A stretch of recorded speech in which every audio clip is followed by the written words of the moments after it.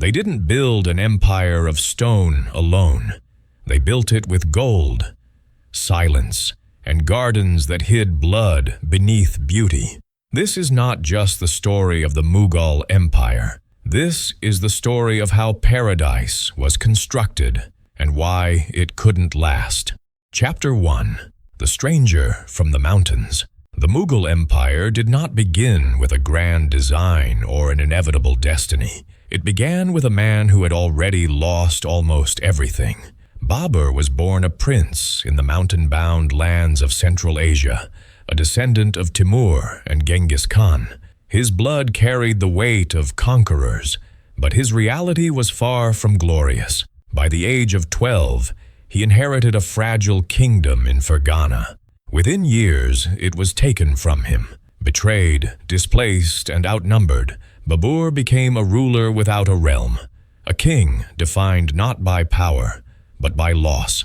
For years, Babur wandered between failed campaigns and temporary victories. He captured Samarkand only to lose it again. Each conquest slipped through his fingers like sand. The mountains hardened him, but they also taught him a painful truth. The world he was born into had no place for a weak claimant, no matter how noble his lineage. Central Asia was crowded with rivals who knew the land better, commanded stronger loyalties, and waited patiently for him to fail. It was failure that pushed Babur south. Beyond the mountains lay Hindustan, a land Babur did not fully understand, but one that promised something Central Asia no longer could: opportunity. The Indian plains were rich, divided, and politically exhausted. The Delhi Sultanate stood powerful in name, yet fragile in reality. Local rulers distrusted one another. Armies were large, but poorly coordinated. For Babur, this was not just a new frontier, it was an escape. When Babur crossed into India, he did not arrive as an emperor. He arrived as a stranger. His army was small. His resources were limited. But what he lacked in numbers, he compensated with experience, discipline, and a new way of fighting. At Panipat in 1526, Babur faced a force far larger than his own. Yet, through strategy, artillery, and calm command, he shattered an army that believed size alone guaranteed victory. That battle did more than defeat a sultan. It altered the direction of history. Babur did not see himself as the founder of a great Indian empire. His writings reveal a man nostalgic for the cool air of his homeland, uncomfortable with the heat, customs, and vastness of India. He missed the mountains. He missed the rivers he grew up beside. India, to him, was conquest, not belonging. And yet what Babur built would outlive his doubts. From a man with no permanent home emerged the foundation of a dynasty that would rule for centuries. The Mughal Empire was born not from certainty, but from displacement, not from ambition alone, but from the refusal to disappear. Babur did not come to create paradise. He came because there was nowhere else left to go. Chapter 2. Gold, Gardens, and Absolute Power. The Mughal Empire did not survive on conquest alone. After Babur, survival required something far more difficult than victory. It required control. That control took shape under his successors, most decisively under Akbar. When Akbar inherited the throne, the empire was still fragile, stitched together by recent battles and uncertain loyalties. He understood a truth that many conquerors never did. Swords could seize territory, but only systems could keep it. Akbar ruled not as a distant warlord, but as an architect of order. He transformed conquest into governance. Land was measured, revenue calculated, ranks assigned. Power was no longer personal, it was administrative. The Mansabdari system bound nobles, soldiers, and officials directly to the emperor, not through ideology, but through dependency. Loyalty was rewarded with land, titles, and gold. Disobedience meant erasure. Gold flowed through the empire like blood through veins. The Mughal court became a magnet for wealth, taxes from fertile plains, tribute from defeated rivals, trade from across Asia. This wealth was not hidden. It was displayed. It was made visible, deliberate, overwhelming. The empire wanted to be seen as unstoppable. Richness became a language of authority. But gold alone was not enough. The Mughals understood the power of symbolism. They built gardens. These were not mere places of leisure. Mughal gardens were carefully designed statements, perfect symmetry imposed on untamed land. Flowing water, geometric paths, and controlled greenery reflected a deeper message. Chaos had been defeated. Nature itself obeyed imperial will. To walk through these gardens was to experience order as an ideology. Under Akbar and his successors, tolerance became a strategy. Religious flexibility was not born from idealism, but calculation. An empire this vast could not survive constant rebellion. So difference was permitted, sometimes even embraced, so long as authority was not questioned. Faith was allowed. Power was not shared. This balance between inclusion and control created the Mughal Golden Age. Cities expanded, art flourished, Persian, Indian, and Central Asian cultures blended into something new and refined. The empire no longer felt temporary. It felt permanent. Its systems worked. Its revenues grew. Its armies remained loyal. From the outside, the Mughal state appeared calm, confident, unbreakable. But absolute power has a hidden cost. The same mechanisms that stabilized the empire also concentrated authority at the center. Everything depended on the emperor's judgment, his personality, his discipline, his restraint. There were no strong institutions without him, no neutral systems to correct excess. As long as the ruler was capable, the empire thrived. If he was not, the cracks would widen quickly. Gold made loyalty easy. Gardens made control look beautiful. But beneath the surface, pressure was building. Because when power becomes absolute, there is no room for error, no margin for weakness, no safe way to change direction. The Mughal Empire had mastered stability. What it had not mastered was its own future. Chapter 3.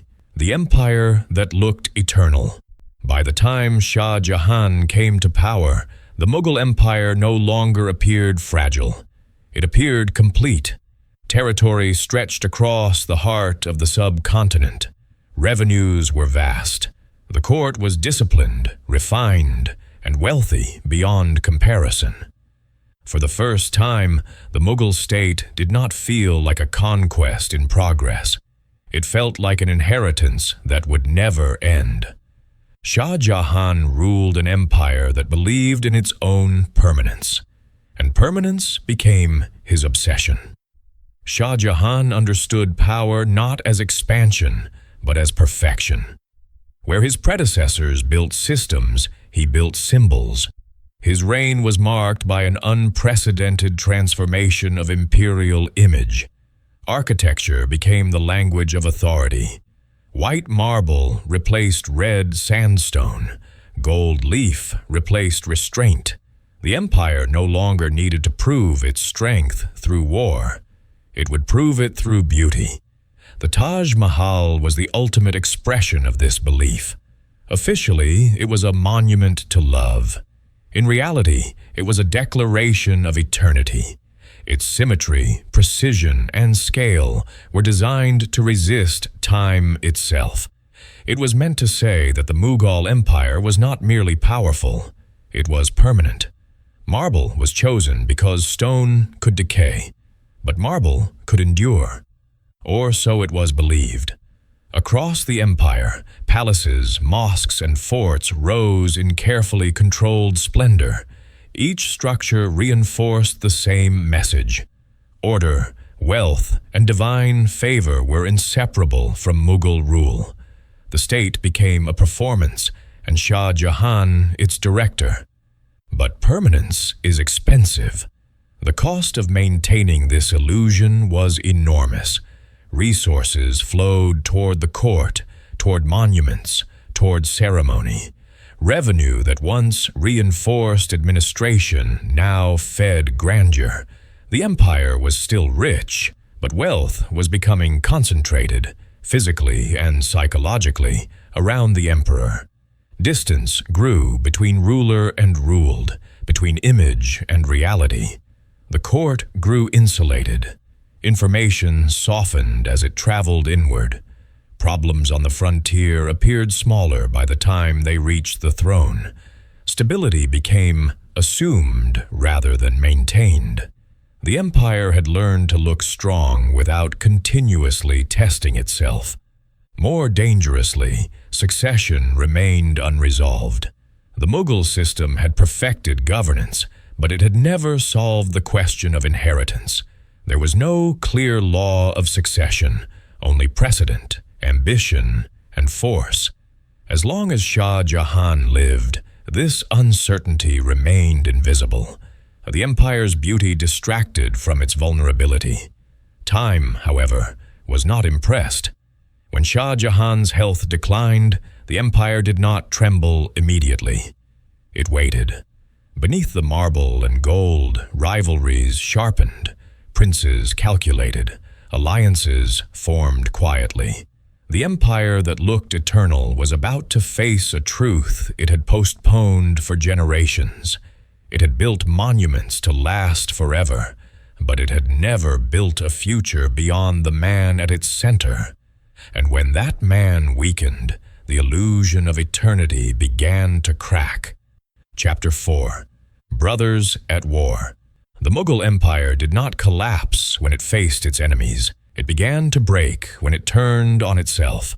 When Shah Jahan fell ill, there was no clear line of succession to follow, only tradition shaped by bloodshed.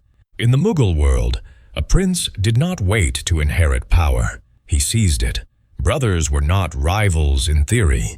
They were enemies in practice.